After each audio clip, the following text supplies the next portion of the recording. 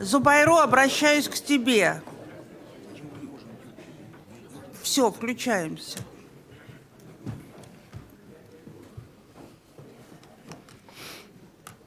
Так.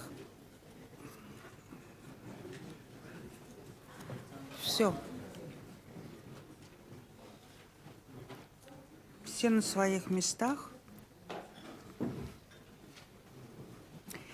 Значит, на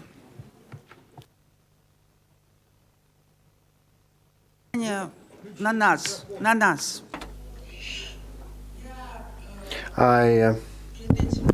Before so because this graduate class, so I would like to address you because during my time at this school, and so today is there's the alumni meeting, annual alumni meeting, and so this I'm reminding everybody that in this connection, you have met many of our experts, but over many decades, we with Yuri, so we have always wanted to get someone to attend and to work and to speak at this seminar. One of the most illustrious, prominent, always wanted researchers. Effectively, so the person who I personally have known, when did we meet? In the 70s. In the 70s, we met in the 70s. Back then, and in Russia, so there is maybe there will be bigger specialists in the area of demography, but Anatoly Vishnevsky, he's from Ukraine, by the way, so he's the acknowledged authority, is the best. He moved to Moscow in 1972, moved to Moscow. And so the session that he thought up, this session, why demography is the most important thing. Well, it's more important than anything else, because always the Western researchers of Russia, so they always pay attention. So, the demography is very bad. So everyone, but there are problems with demography in Europe as well. But they always point at us, saying that your demography is very bad, everything is horrible. So then the Western historians and researchers. So I even heard some people say that our modernization and revolution changes, so they don't.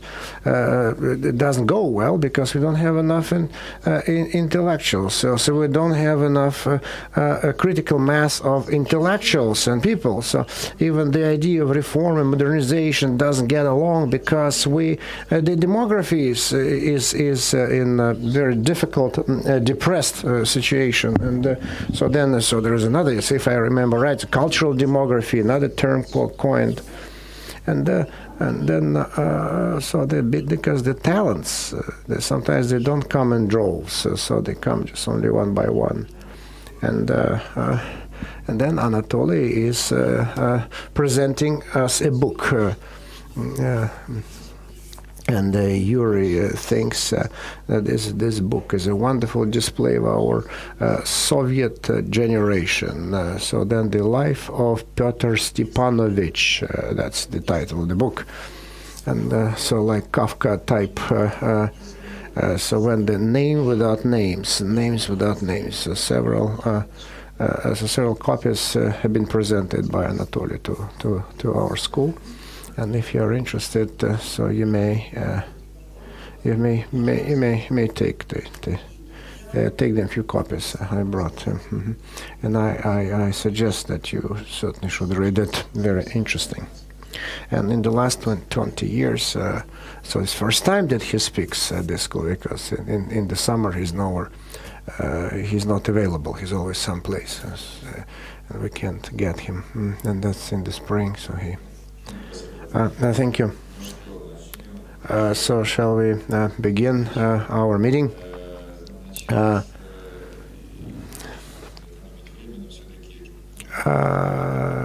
So let's spend 1 minute before I start, because I really want to ask you. So this title, why demography matters? Why demography is of paramount importance? Why demography is of paramount importance? So it sounds metaphoric. It sounds a little bit contrived. But so are there anyone among those present here who think it's not a provoking question, but it's really, who agrees with this statement, who holds to this statement? So I can see people, hands are up already. Dagestan, so then graduate of 2005. So I made a presentation about the Northern Caucasus, and certainly it was not my level. I was out of depth, but I think that the federal authorities don't fully understand the versatility of the regions, and so this lack of federalism and the inability to understand that in one country, so there are 5-6 regions, so where demography matters most, so vis-a-vis other 80 regions where it's not that important, because the demographic issues unfortunately cannot be addressed with a set of political instruments, and always results that in some countries, so then demography in 3 regions is very high. And so there is a war for resources in certain regions where demography is going up, and in other regions where demography is depressed. So how is it possible to survive in such background? Because in some administrative districts the birth rate is very low. In only 3 or 4 is very high. So this inability to evaluate the objective importance of demography and the lack of equality in the area of the figures, statistics of demography. So then it's very telling, because even if the government is very pragmatic and is very enlightened, but Dagestan, for example, half of it is desert, half of it is mountains, and it's very difficult to organize. And there's only 3 million people, and half 1.5 million of them are people under 35. And I don't understand how the regional government, any team of the regional government, can provide opportunities for the adults to feed their parents, to feed their children, to bring them up. So how just we can give the chance to give those young people who don't drink, who are active, who are strong, so who want to prove themselves. And so how just we need to give them something before they explode. And so people are put on the verge of being human, and so how can it be addressed?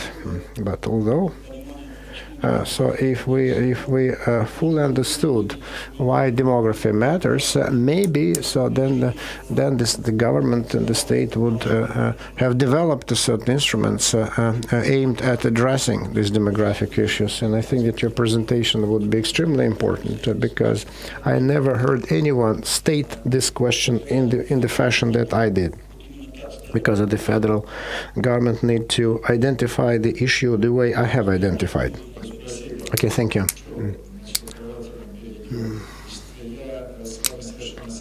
I agree with you. I agree. And I think that you're right in saying that, and you paid attention to it, because the North Caucasus situation, not only in Dagestan, and has very deep demographic roots. That never mentioned. These issues have never been addressed. So this is the demographic situation that we have known for many years, but we never tried to address this. And so we could have predicted the outcomes, so the issues and the problems. And there are many points on the face of the earth where similar issues have been so important. but it goes outside the specific problems of specific regions, because we are talking about something else, because it touches upon the entire mankind. So this is true of the mankind. And we see that in other regions there are challenges as well, but they're of different nature. So they do not lead to such consequences like in Chechnya and Dagestan, but in other regions there are many problems as well. So first, so that's what the slide says, that demographic transfer changes the reproductive strategy of Homo sapiens. Demographic transfer changes the reproductive changes of the species Homo sapiens. Of human beings, of the mankind, and this is the first time that is happening right now in the history of mankind. I'm using the terminology that is used in ecology. So two American ecologists, Robert MacArthur and Edward Wilson. So they spoke about two types of reproductive strategy. So one species had the so-called R strategy. It's when so a lot of progeny is created, and almost all of it dies, and only just a few specimens survive. And so from this huge mass, so like in insects, so fishes, so lots of when they spawn, so from many caviars, only one piece stays alive, and so that's a very costly expense type strategy. And against it, there's K strategy. So then R and K, the parameters of we're not going to talk about those. So K strategy is when so that the species reproduce and very economically. So when they reproduce small progeny, but the bigger share survives. Not all, but the bigger share survives.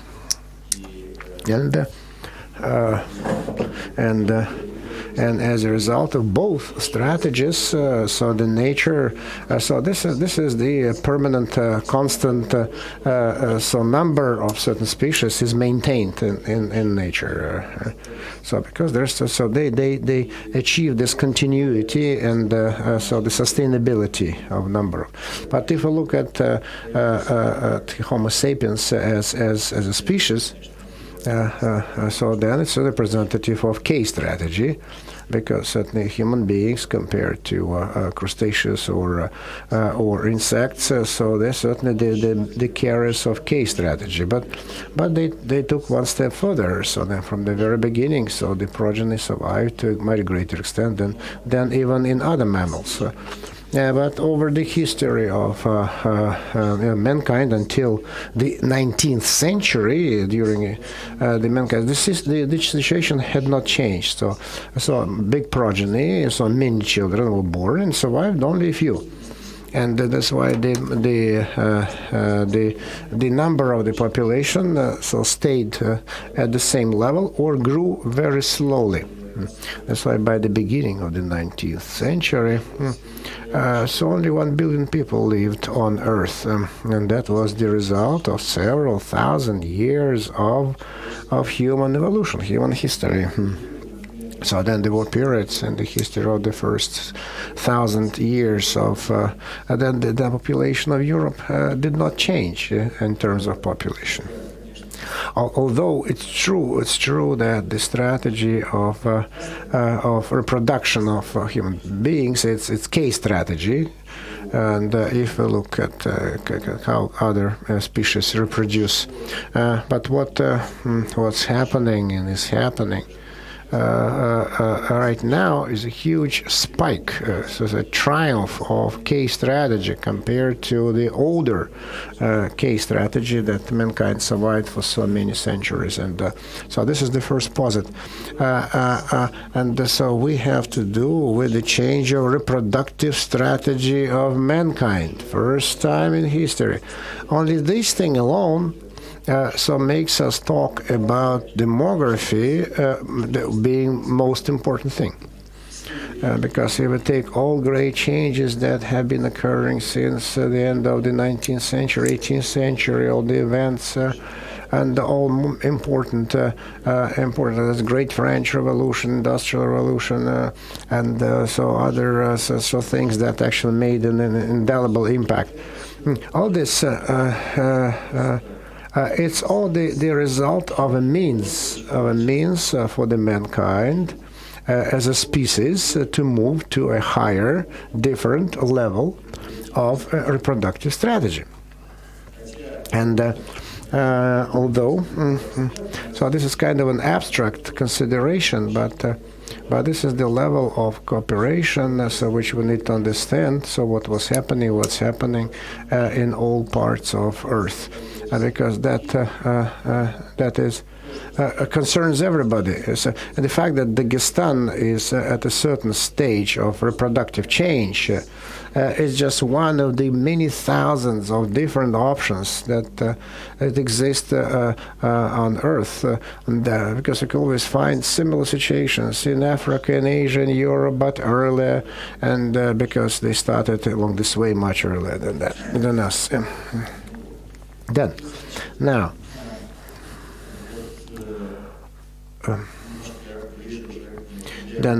coming to 273 years ago, in 1741, so in Berlin, a book was published. So a Protestant pastor, and so the book was titled "So the godly change in the species reproduction and birth and death and the reproduction."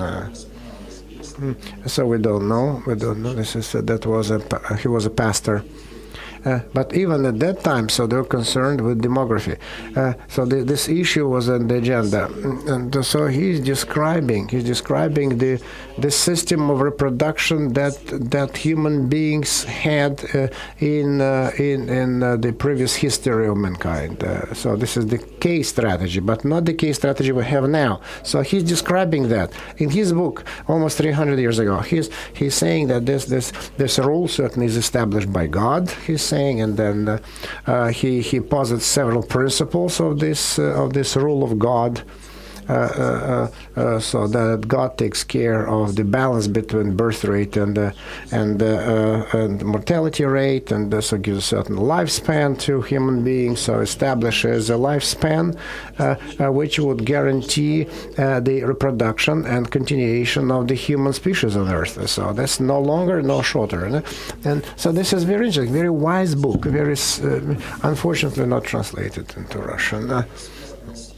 Maybe it's related to the fact that the authors of the 18th century economists were translated. Many books have been translated, but they translated only those who mentioned Marx and Engels, but they did not pay attention to some godforsaken pastor, and so that's why it was not translated into Russian. But the paradox is that the middle of the 18th century, when the book was written, is a turning point when this godly order that existed, so came to an end. So all organized by God, and starting from the end of the 18th century, so changes started to come around that broke this order. And they forced the people to change a lot in their behavior, and that affected a lot what we have right now. So these are the implications, and that's what we're concerned about now. And this is certainly the beginning is there, as the first stage. Is called epidemiological transfer. Epidemiological transfer. And so this transfer by itself certainly had been prepared by the history, economic history, social history, political history. So that was the background. So, but it was kind of ripening, and eventually it occurred.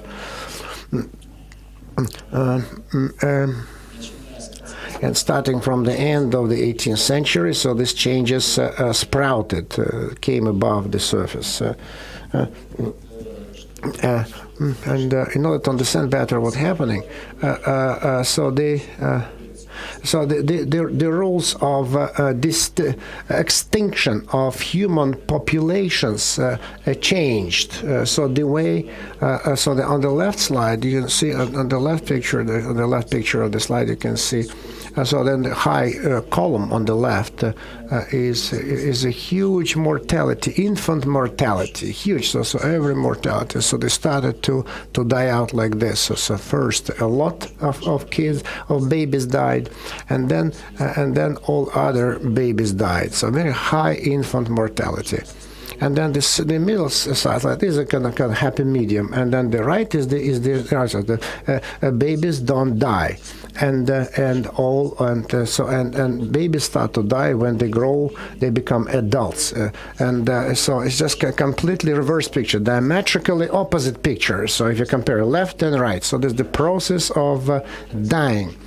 So because people used to be born and then started to die, so until they become, even before they become mature, even before they become adolescent and adults, and so they start to die out. So 50% of babies died by the age of 20. So now the picture is reversed. So that's why the sequence of mortality has changed.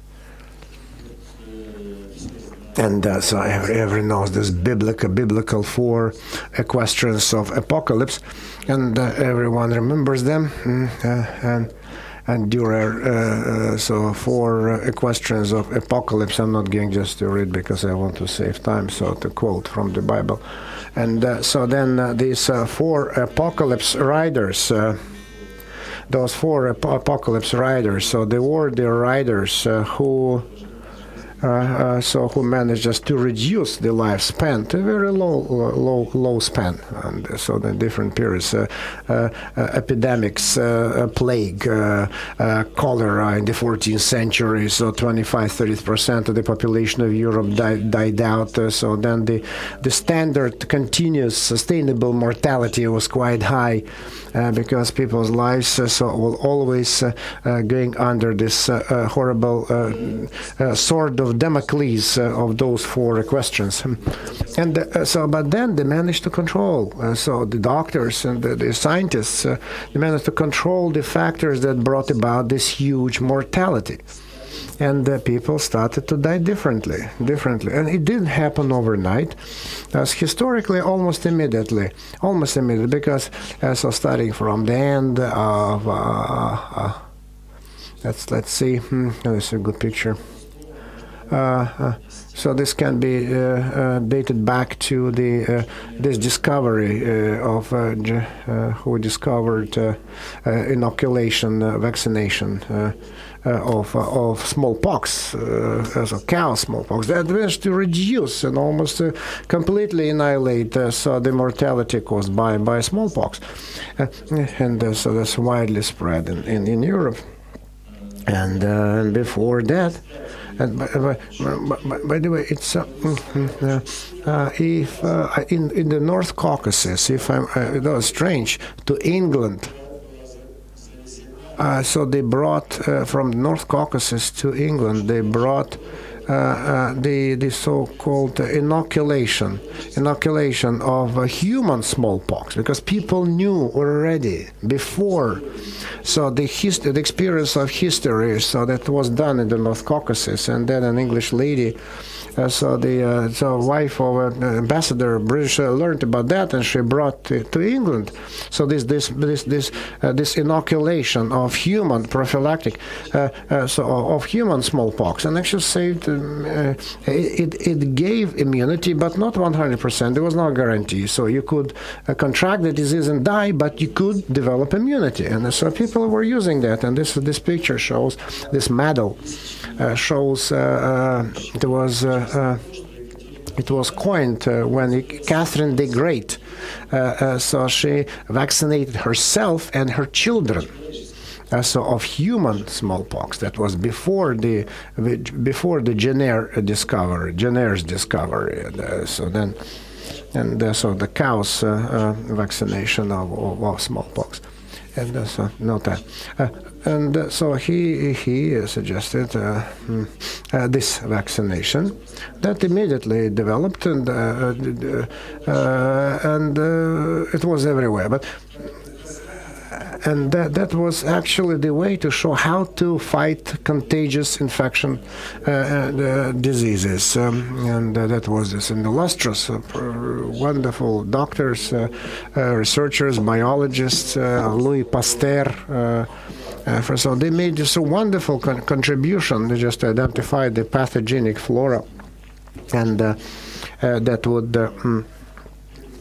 generate the disease that could be so prevented. It's a vaccination, by the way, that so the word coined by Pasteur. And so you know where it came from, this word vaccination, by the way?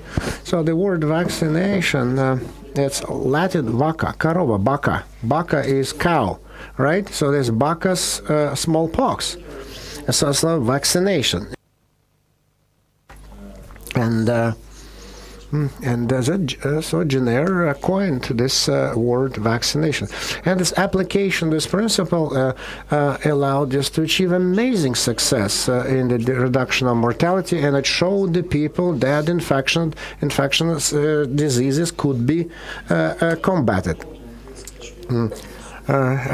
So then this, so you can see the data. So there was very few statistics about the causes of death and mortality rate causes. So there was not much statistics there. But in the United States state, so England and Wales. So we found some information over 100 years of statistics. So the first dates back to the middle of the 19th century in the states. So the number of people who died per 100,000 people. So then typhus, paratyphus, 92 per 100,000, or 1/10 death for 100,000. That's the difference. 90 or then other infectious diseases. So this anyway. So inoculations drastically reduced the mortality rates. So then infant mortality started to go down. So the babies, young children's mortality rates went down. So the 300 born. 300 deaths per 1,000 born during the first 2 years of life. At the end of the 19th century, so 300 out of 1,000 babies within so they did not live up to the first to the first year of their lives. So 3 out of 1,000. So that was only just the middle of the 19th century in Russia, and then it went down to almost zero. So no infant mortality. So in Russia, mortality rate, infant mortality is considered to be very high compared to Japan or to European countries, because we have about 8 babies out of 1,000 instead of 300. But it's considered to be so. But there are countries where only 3-4 babies die out of 1,000 babies born. So practically, it's a negligible number. And so then one of the most salient examples what happened. So immediately, so the lifespan expectancy started to grow. So immediately, and so if we compare, so the second half of the 18th century, where the life expectancy was about for adults, historical threshold. So the life expectancy never exceeded average life expectancy never exceeded 35 years. 35 years. And in Russia, the census of 1897 census in Russia, the mortality rate, 32 years. 32 years was the average expectancy of a Russian at the end of the 19th century. And then there was a huge upsurge when you can see, so since 1775, and started to grow, and it reached in women, 80 years, in men, it's just over 70, so it's twice as much as the life expectancy increased twice over just only 100 years. And so this is the epidemiological transfer, and that means the first stage phase of these changes. But then, when the mortality reduction went down, then all of a sudden we realized that the balance that had been in existence between mortality and birth rate for so many thousand years, so that made so possible to keep the standard, the certain number of people on Earth, changed as well, and that certainly impacted the social and economic life. Then the second stage came, so they needed to reduce the birth rate, in order just to bring the birth rate in conformity with the new level of mortality rate. And and the reduction of mortality rate actually broke this God's covenant between man and God. And because now it's a chain reaction, so that was generated by the reduction of mortality rate, because every next stage generated the next stage, and then eventually this the mortality rate reduction launched it all, because if the population starts to grow faster than the death rate. So there were certainly fluctuations when the situation was quite beneficial, propitious, and the mortality would go down. So for example, many yields good years so then the population started to grow, for example, in certain parts of the world, and crops, etc. And so there are several ways that people knew very well. So how to restore this lost balance. So first is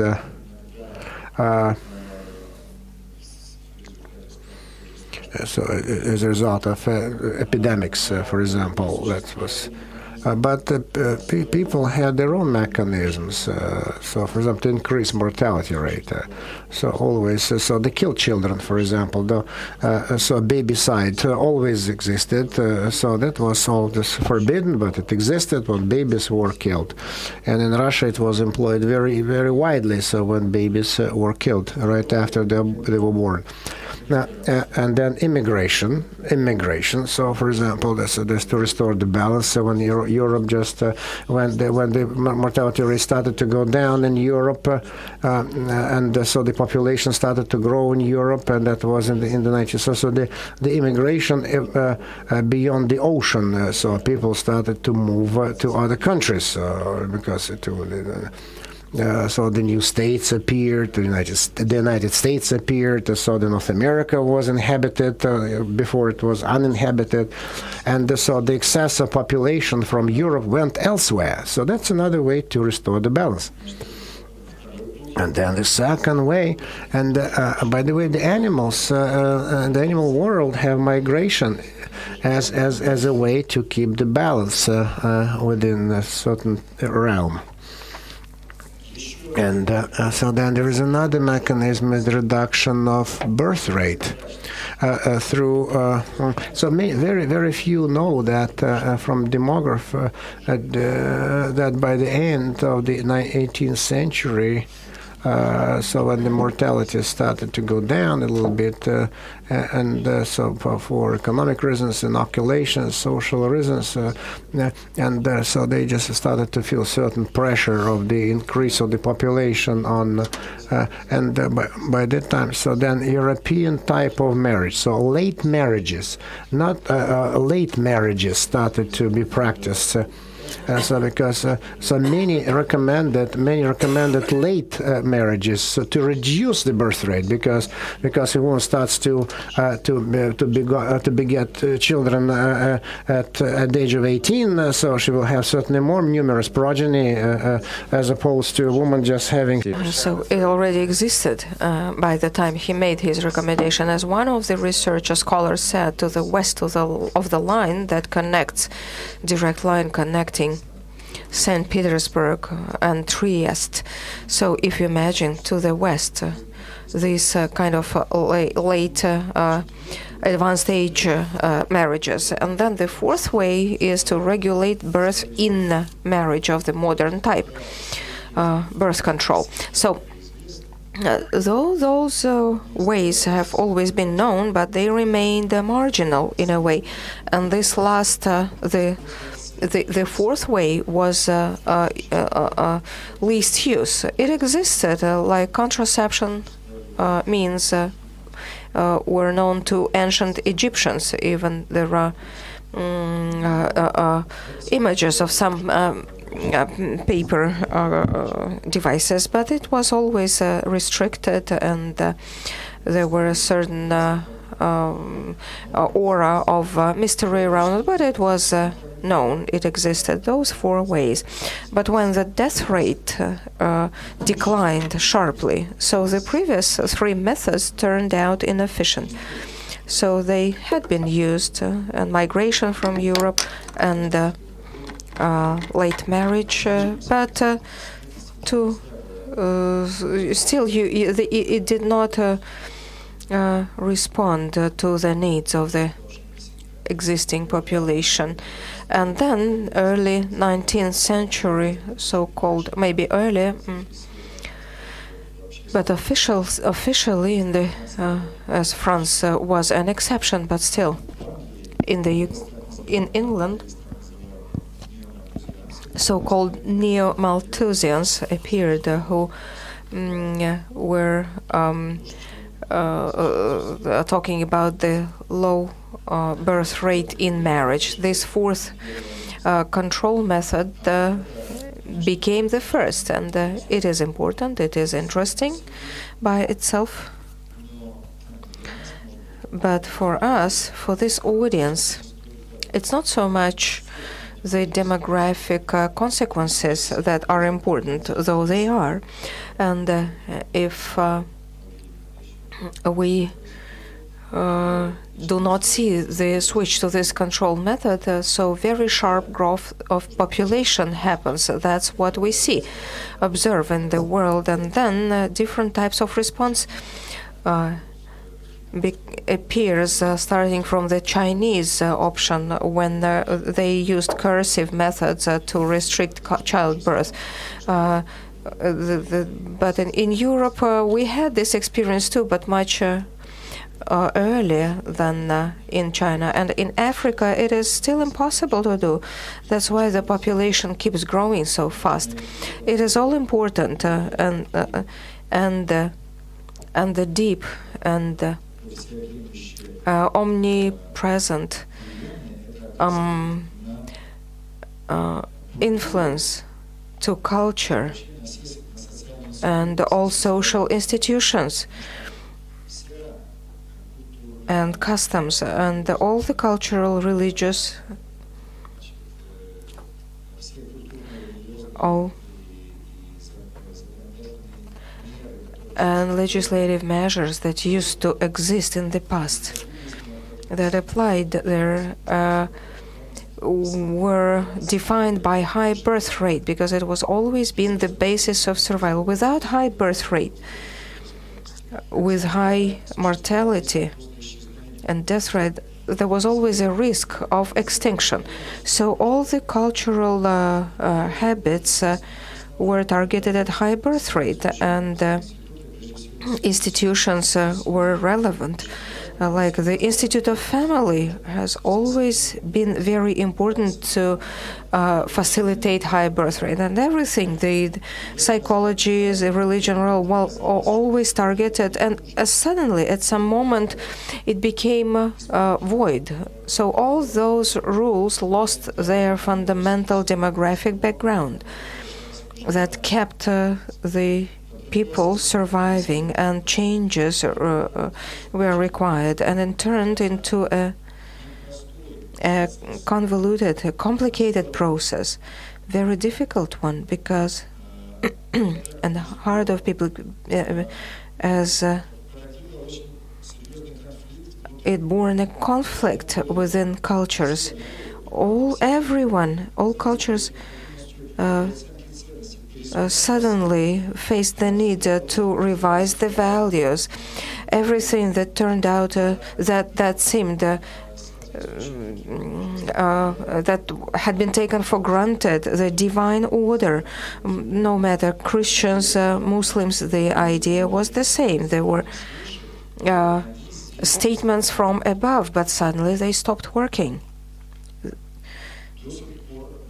They became irrelevant, and still we observe very high opposition, probably weaker in European countries on the whole. In Christian, though in Latin America is still rather strong. And recently I was talking in a TV show with where two other representatives from religion, Orthodox and Judaism, were talking as well. Especially the Orthodox priest insisted on keeping and observing the conventional rules. And I asked them, you say that this order of events has been invented by God and we're supposed to observe, but can God change the rules? Do you allow God? Do you provide for the opportunity to God to change rule, or he should follow your instructions? You know, I haven't got any answer from them to this loaded question, though there was no discussion. The discussion did not happen. But Bible is an example of the changes that God is allowed to introduce. If you read the Bible in the book of evangelists, so you know, the Old Testament prophets used to live to 900 years. Their lifespan was rather, and then God said, that's enough, that's sufficient. Now let's make 120 years threshold. So he changed the rules. He was kind of allowed, and it was a miracle, you know, that those ancient biblical times that could change. But we know that some people live up to 120, but virtually no one lives over 120. And even those rare, you know, people who live over 100. But so the divine order has changed in terms of survival and lifespan, and everything else needed to be adjusted for that. So there is a myth that in the past there was a wonderful, many children, families were very numerous. So you need to differentiate between many children and many births. You needed to give birth to many children for some to survive. And only some of them survived, according to estimates of different historians. So the distribution was approximately the same as now. There was some number of families with many children who were lucky and had many. Most of them survived. In the 19th century, it became popular, and there were some families with no children, barren, because there was always barrenness. Or Lomonosov was writing about it. So many families with 10 and more children, and no one lived, no one survived. But usually, approximately on average, 2 children from 10 survived per couple. So the situation was approximately the same statistically as it became now, when the death rate is low and the birth rate is low. But now, almost everyone survives with the modern. Yeah, you understand. Yes, the survival rate is approximately the same. So 2 children per family. So Lomonosov would write, so many parents who had 10 to 15 children but kept no one. And I cannot read it, but I can keep it. And he tried to explain why God acts in such mysterious way. Why God kills everyone in family. So he has his reasons to do so. But there was question that it's not the answer, but the question was asked. That what's important. And There are many examples of people who lived at the same time. The scholars of the 18th centuries, François Quesnay and others who would observe. So usually 2 children in Russia. We have further changes in different countries and indicators that show that per 100 households, on average, almost everywhere, 200 children per family. In some, there were more. And we have cases here for Russia. You may look. So lower mortality made it possible to reduce the birth rate because there is no risk, and made it necessary. And the families were the first to feel the need to reduce the birth. In China, for instance, it was done through initiative of the government. But when it started, it's the families who felt, because more children survived, and in turn, first rich families felt European nobility because of the inheritance and the heritage rights and the property that they had to distribute for more children between many. And then they realized that it turned out difficult, and then what we call it family planning started among the rich and nobility, European nobility, and they started giving birth later. So they used to give birth at 40s and to 35. How the ways that use is a guesswork. But then it covered even the peasants, the farmers who had issues with the land plots as different issues, like older son would inherit the land, and what to do with the younger. They would go to monasteries, soldiers. But when you had too many, then it was impossible to address. And the first to try to address to do the family planning were the families. So the families went to search for the ways to reduce the number of children. And then if we look at the statistics, I don't know if you can see, hope you can, we see sharp decline of children per woman, so-called cumulative birth rate. And we see that back in 19th century, at the left slide we see the same thing, but it was before 1900, 1855 to 1900, on the right to 2005. And we see that in mid-19th century, the fertility rate was only low in France. As the French Revolution broke, all the tools of cultural regulation, the authority of the church, and the rules, the ironclad rules, and all those cultural standards were raised, and Europe was laughing, was deriding them for a while, just saying, the French are impotent, they cannot make their women give birth. And there were so many jokes. And there is a novel of the 20s, Ehrenburg, called D.E. Trust. But again, in the spirit of the times, but describing France, where conception of a baby becomes something like a national celebration.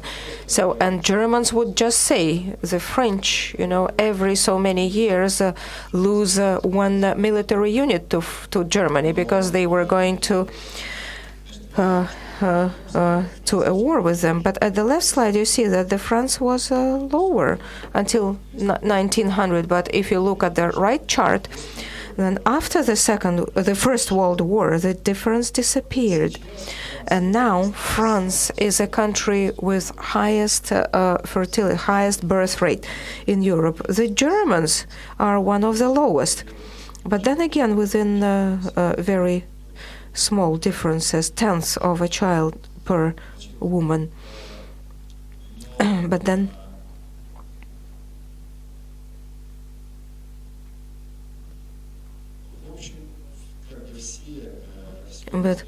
all this when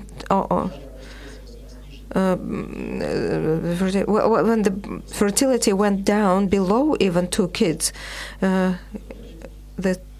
that became a different matter. So let's go back to Russia. You all read Anna Karenina, but several times I checked with my students. No one noticed, because they read for different purposes, that Tolstoy has a page where he describes this topic. Too many children, or there is an episode where Oblonskaya visiting Anna Karenina and living somewhere in the countryside with a new baby, and she was thinking. Dolly was thinking what was going to happen. Why? She has so many children. What's going to happen with my children? I don't have a minute of rest. I'm either pregnant or nursing, angry, irritated. My husband is discarded, and poor and wanting children will grow up, and what will become of them? I will not even educate them. I will not be able to raise them properly, only if other people help me.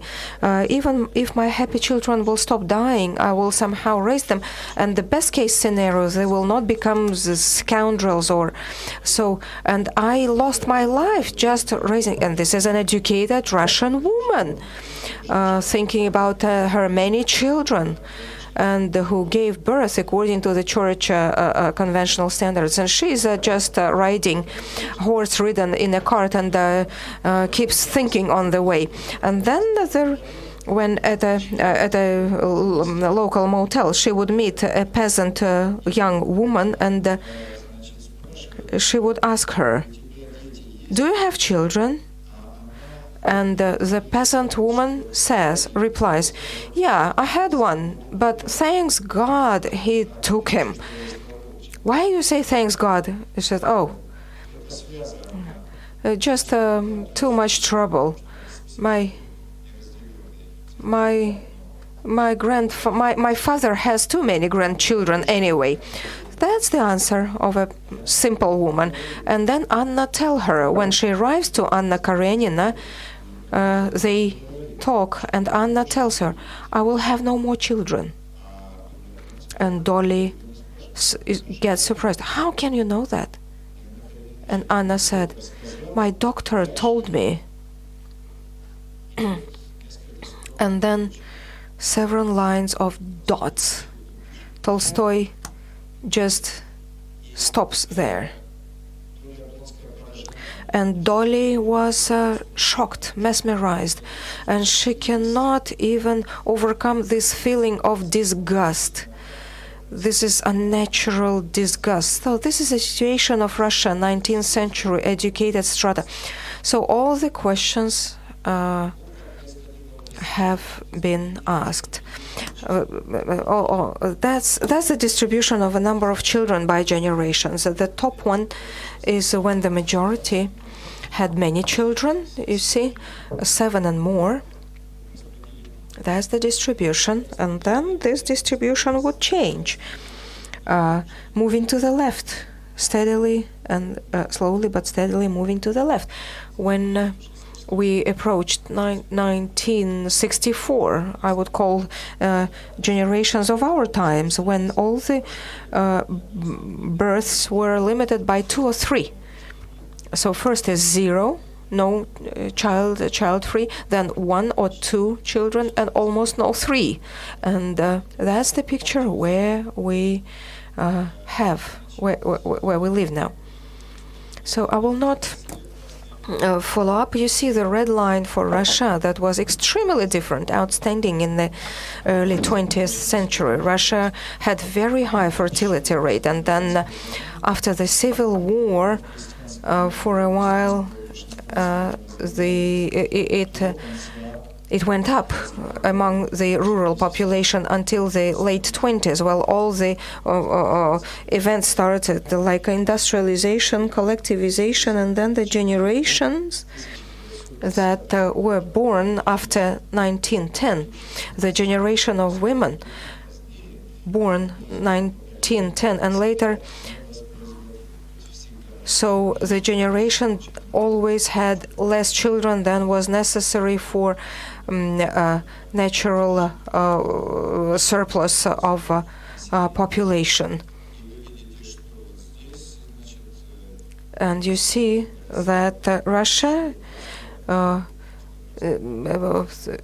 as a red line after the civil war, when there was a uprising of the rural population, still the families had up to 7 children, being very different from all European countries. And several decades later, they they leveled. They even went lower than European countries, though they still stick to the same same line of. The same curves.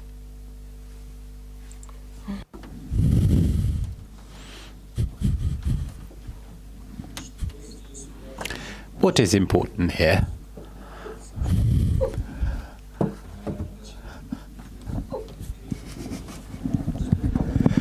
A transfer from a high birth rate to low birth rate is quite a complex phenomenon from the standpoint of the social establishments. One of the pillars of this high birth date, which may have been established in the religious writings, were the 3 types of behavior: matrimonial, sexual, and procreational.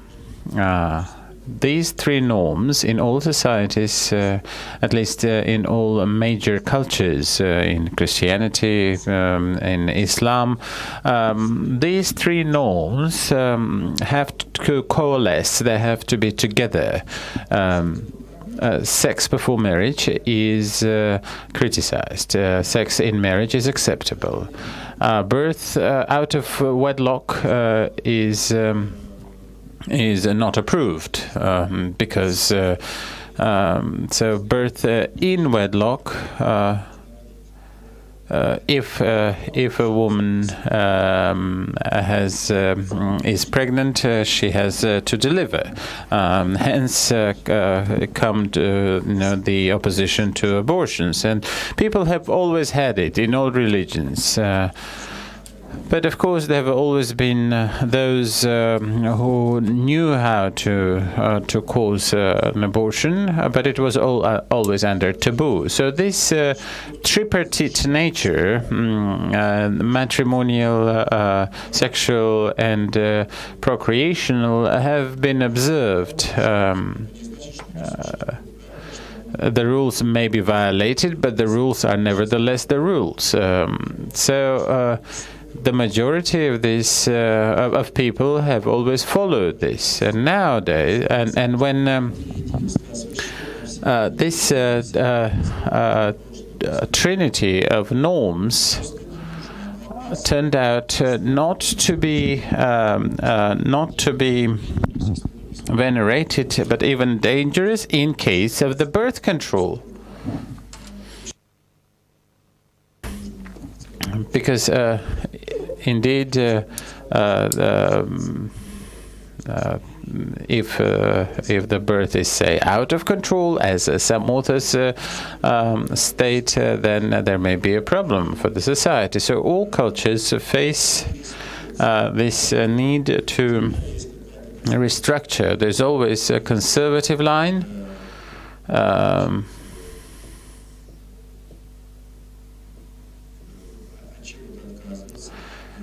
And in my response to one of my listeners on the radio, the editor-in-chief of the portal Pravoslavia, the orthodoxy.ru, when he asked the question,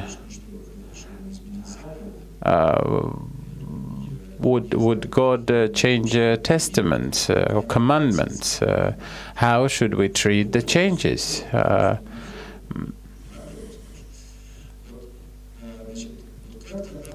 We have so the situation needs to be changed, and the culture must allow families, not the law, but the culture, in the wide sense, must be restructured in such a way so that new forms of behavior become admissible.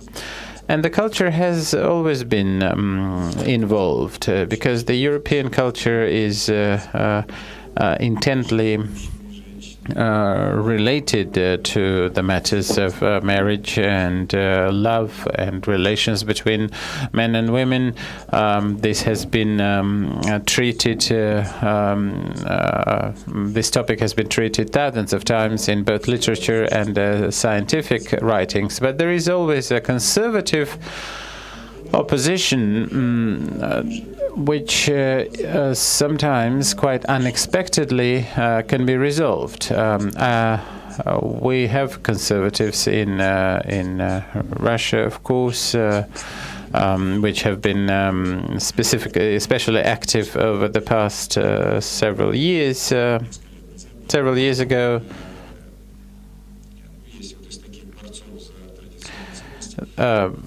there is a lady, a public figure, who is very active in this religious movement, and she said that the Shah of Iran was for family planning, but when the Americans were driven out of Iran and the Islamic Revolution took place, everything got back to the normal. But I think she was wrong, because over the past 20 years in Iran, under the influence of the Islamic clergy, which is, as is known, heading the country, we're seeing the practice of family planning in Iran, in that very Iran that some of the Russian Orthodox fundamentalists are quoting as an example. And so in Iran, we're now seeing these family planning procedures and plans, and not unlike what we see in China, although done in through very different mechanisms. These changes thus are quite unavoidable. This is the foundation of how people live, and the birth rate. I'm not sure if I quoted this number.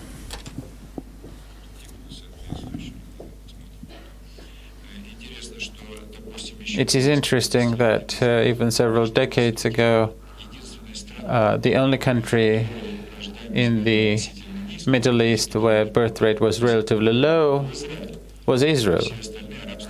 And all other Middle Eastern countries had high birth rate. But nowadays, if you look at it, most Arab countries of the region have a lower birth rate than in Israel. This is something that's happening everywhere, except for probably for Africa. So these changes, these reactions to the lowering of death rate and the changing behavior patterns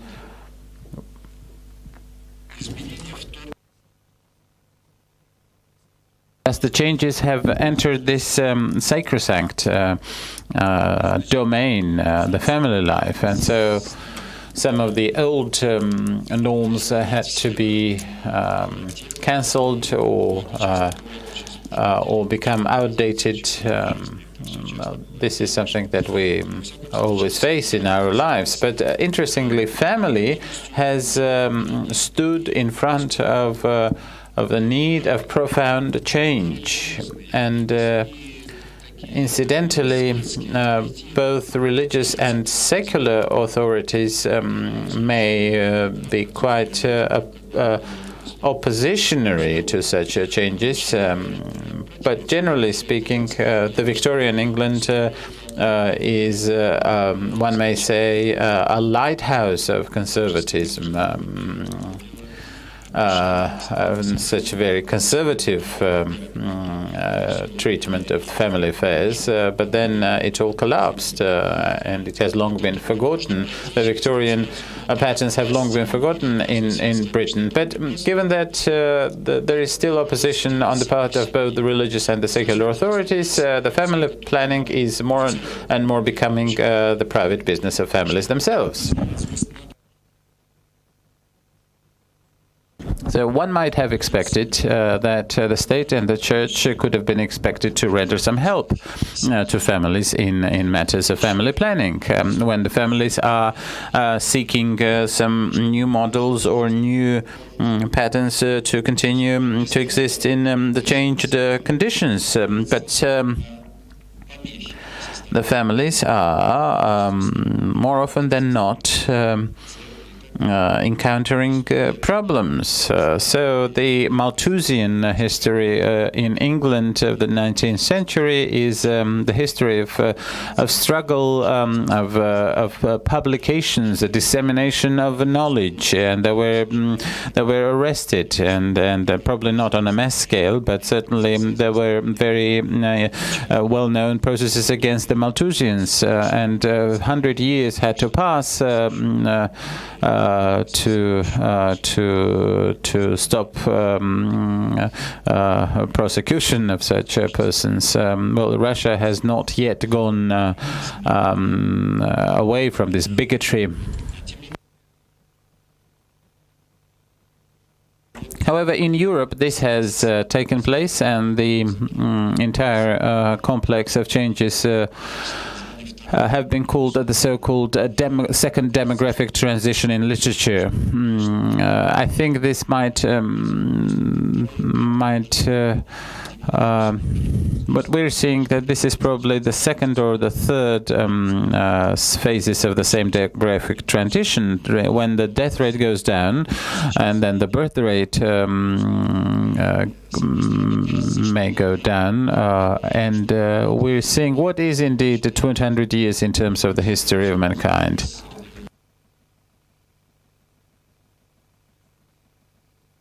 Only several generations.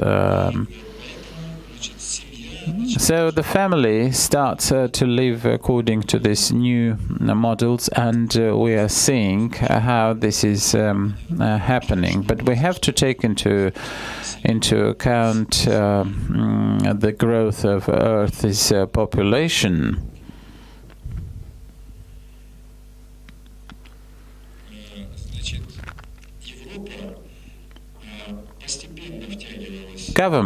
Europe was gradually getting its place in this process, and the death rate was going down starting from mid-19th century gradually. So Europe went through a certain demographic implosion when the birth rate was still high and the death rate was going down. So there was this demographic boom, this balance. But Europe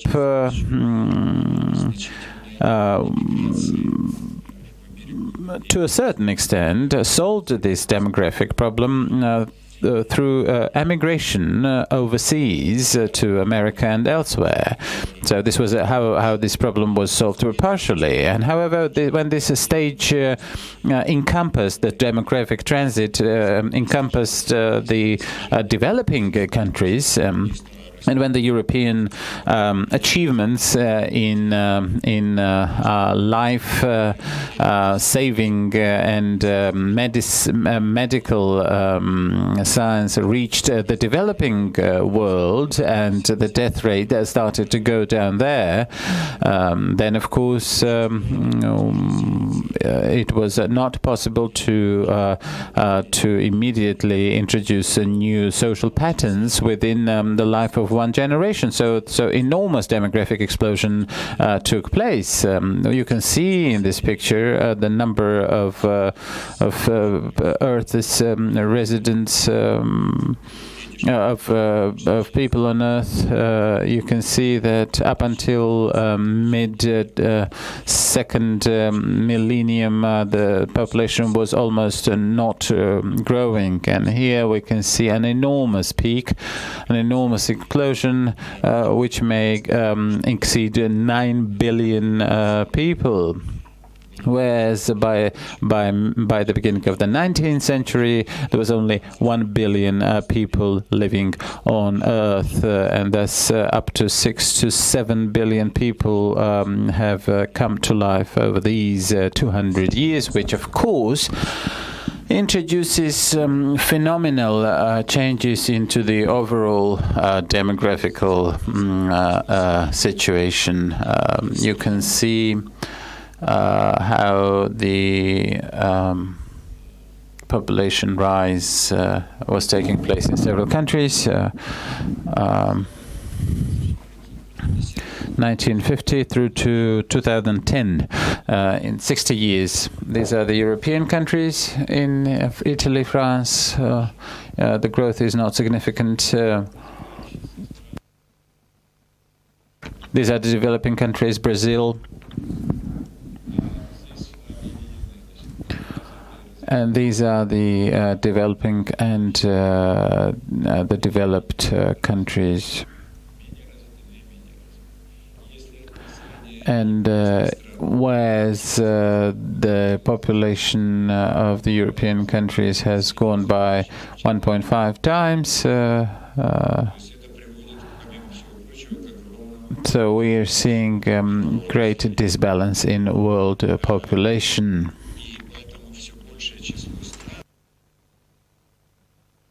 So more and more people are involved in this, and the UN is periodically conducting sessions devoted to birth control and family planning. You can see on the example of less developed countries, which were making up for 34% of Earth's population in the 1950s,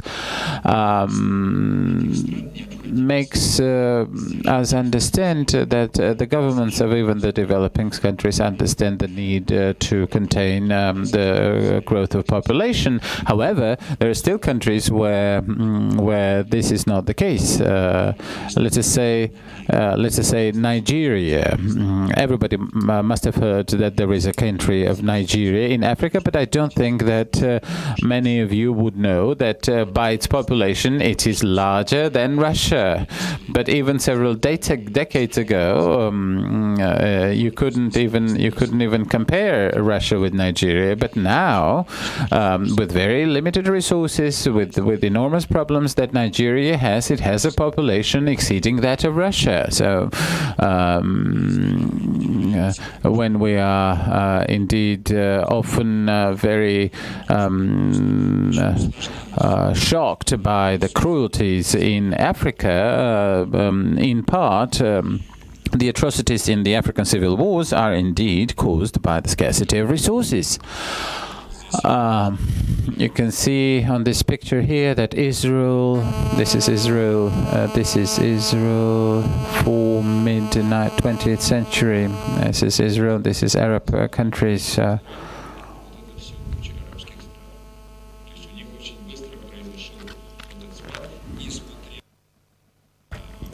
So this, in spite of the authority of Islam, I remember in 1994 I was at the famous Cairo conference for population when a rift took place because some Islamic countries boycotted the conference, even though it took place in Egypt. Some countries threatened to commit terrorist attacks, and even President Mubarak had to take unprecedented security measures. I was a member of the governmental delegation, but there were people from the NGOs, and there were exchange, and there were Islamic NGOs also. There were those who supported the family planning, and there were those who did not. So this conflict, which is causing a rift in the society, is coming to every family. It is indeed involving millions of families, and the relations between parents and children, the intergenerational relations. You can see here on this picture that the birth rate is going down.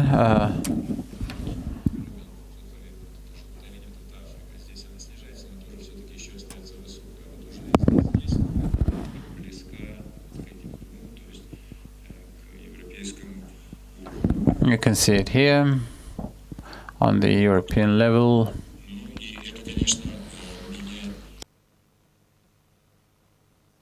And of course, this is changing the family behavior everywhere. And nobody knows what is going to happen to the Institute of Family. Families everywhere, in Russia, in Europe, in Asia. Family as an institution is in the process of search, so we don't know how will that end. But of course, a whole number of problems exist.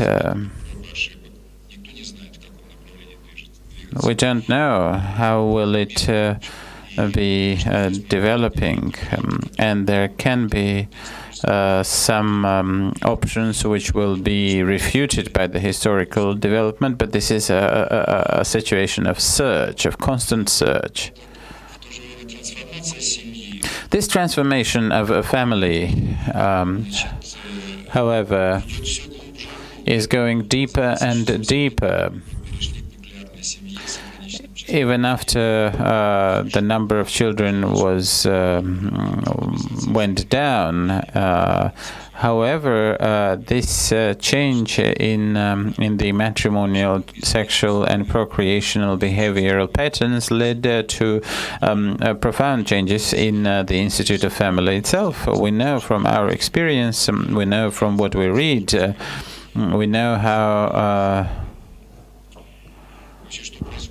We know what happens to the institution of a marriage, how civil or common law marriages are getting more and more spread out, and the partnership, so to speak, is coming to take the place of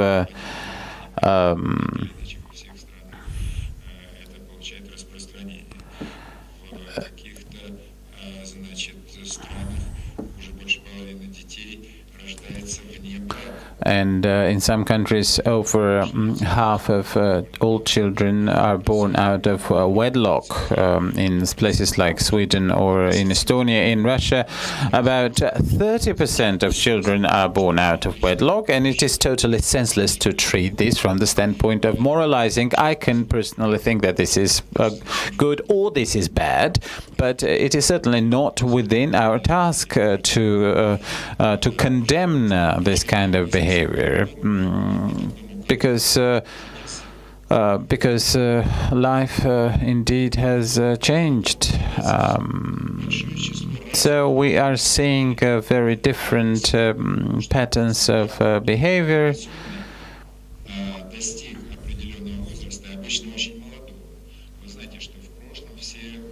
You know that in the past all marriages were made at an early age, and parents were making great efforts to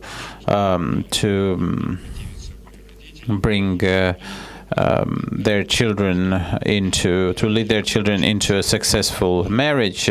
So this was the standard of family life. But nowadays, this is all changing. This is rapidly going down in history, and we are seeing how marriage and concubination patterns change. This is a graph of how people and how early people used to and get married. The age of marriage. This is 1960s. It was going down. The marriage,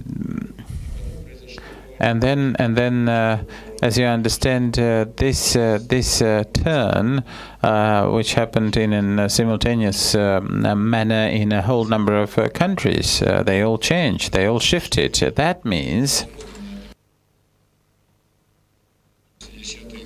that people understood that they do not necessarily be in a marriage, and it coincided with the so-called revolution of contraceptives, when in the 1960s people in Western Europe and North America acquired the ability to regulate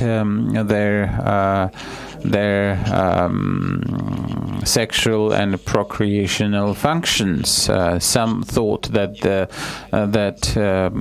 such a partnerships could have evolved into further marriages, or else stayed at the same level. Hedonism and other motives, of course, also took a part. But generally speaking, it was perceived, and it is increasingly perceived in the societies, that there is no much sense in marrying early. Here is Russia. Here is Russia in this graph. Yeah, that's. We have a wonderful State Duma. In the end of the 1990s, State Duma cancelled some procedures of statistical accounting. You can see that some of these information was simply not available. This graph shows. This graph shows the age of having children, relative age of having children. This is average.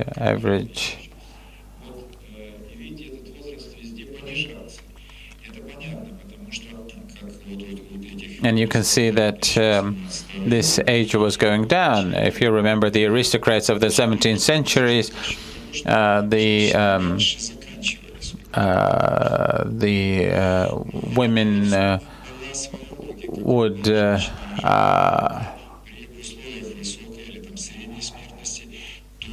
stop having children at an early age.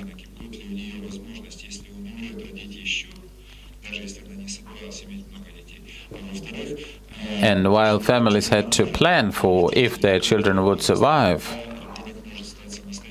and would they live as long to take care of the children. But nowadays, children, there is less infant mortality, and people live longer. So you can see this age changing correspondingly. Russia is also here. Here is Russia. Yeah. Then you can see this turn. Now, this turn was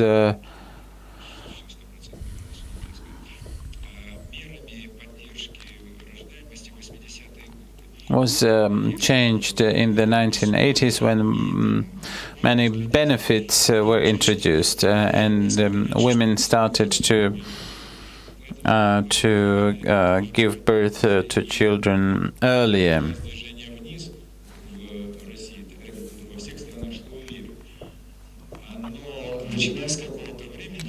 But starting from a certain age, Russia turned towards the same tendency. You can see here that the age of a first child is closer to Europe. Here's the age of, the percentage of children born out of wedlock. Well, we can see the tendencies. This is for Russia.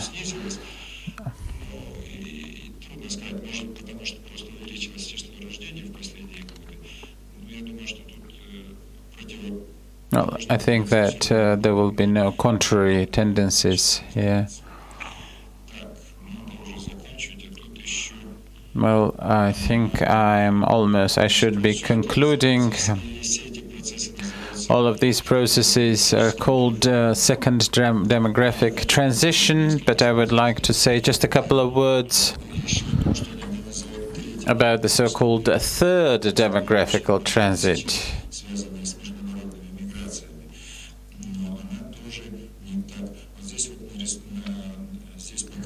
Here you can see that demographic transit with the gap between mortality and death rate, and it is leading to the great demographic explosion. And the share of the developed countries can be here, up to 32%. Then it was started to dwindle. And by 2100, in the developed countries, which we call developed countries today, there will only 11 to 12% of all of Earth's population will live. So the rest of people will live in what we today call developing countries. Only in Asia, in mid 21st century, we'll have a population. The countries of Asia will have a population of 5 billion people. 5 billion people. In the Asiatic part of Russia today, there are less than 30 million people on a territory, whereas the territory of the Asiatic Russia is larger than China. So every person would understand the source of great disbalance here, and very vague situations, very vague perspectives. You can see this pressure. The red is the population of developed countries, and blue is the population of the developing countries. This prevalence is becoming huge. And this is also a source of migrational pressures. Nobody says that these billions of people would rush from south to north, but if the population of Asia, as I said, would attain the level of 5 billion people, then only 1% of these 5 billion is 50 million. And which country is the first candidate for such migration? It is Russia. For the flows from Asia. The United Nations Committee shows the tendencies of the international migration, something to the benefit of developing countries. So you can see only about 15%, and the general number of migrants in the world is about 200 million people. But the UN makes a forecast for decreasing migration and even going down to zero, which I think to me is quite absurd. But I think that in a way, this might be explained by the unwillingness of the developed countries to digest such big numbers of migrants. This is how the hierarchy of countries might change, including the great powers. This is 1950s, and you can see these. This is Poland.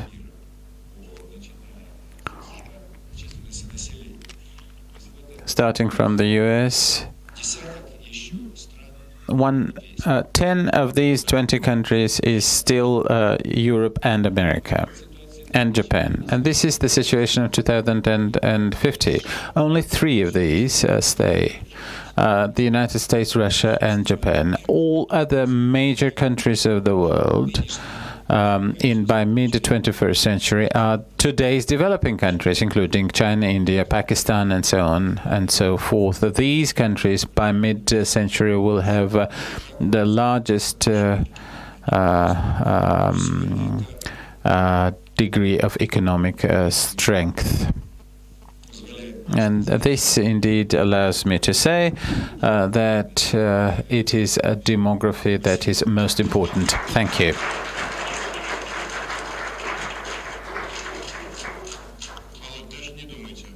Well, Volodya, no time for questions. I'm sorry. Colleagues,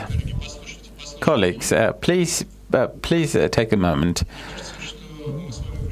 I think that we have been present for one of the most brilliant presentations on demography in Golitsyn for many years. We have specifically we understood that Mr. Vishnevsky would not have time to answer your questions, but I'm very glad that Mr. Vishnevsky had the time to make this presentation in full, and it will be available as materials to you. So I apologize for you not to have the opportunity to ask the questions, but you can certainly do that in the break time. And I think that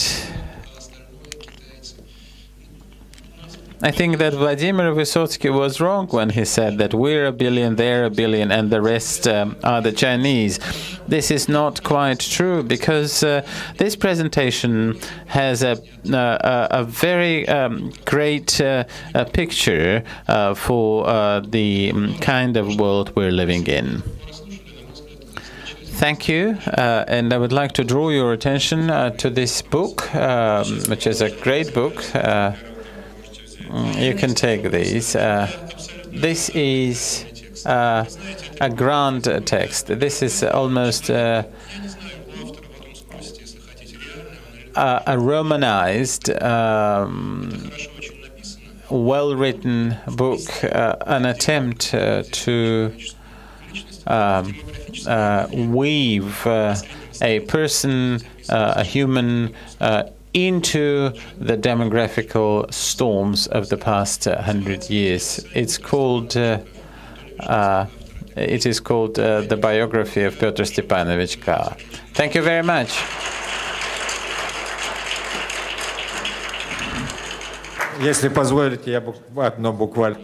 If I may, I would like to say just one word about just one phrase. I wrote this book outside of the context of demography because this is, in a way, a Russian-Ukrainian book. A part of this book was written in the Ukrainian, and listening to the radio, most of the characters in this book are gone. They have passed away. But I worked with specific books, with specific documents, and that person lives in Slavyansk. So I think that this might be very, very interesting for you to read. Thank you very much.